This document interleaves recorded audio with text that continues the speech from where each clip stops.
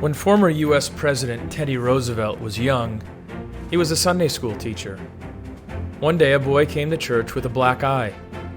He said a bigger boy had been hurting his sister, so he fought him. Roosevelt said the boy had done right, and he gave him $1.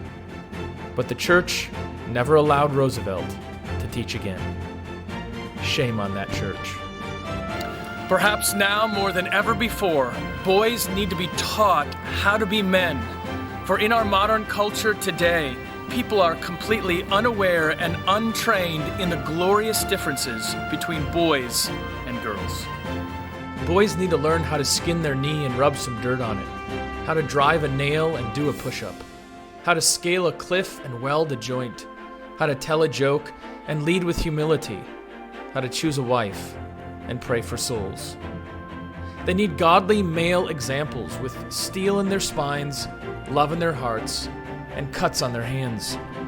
They need to know about heroes of the faith, like the Contra Mundum of Athanasius, the courage of John Knox, the sons of Heinrich Bullinger, and the play The Man of Hugh Latimer. Please join us for Godly Young Men this year. If you have sons, church members, friends, or neighbors who would benefit from a time of biblical teaching, good food, fun competition within the fertile soil of biblical masculinity, then check out our website and encourage them to come.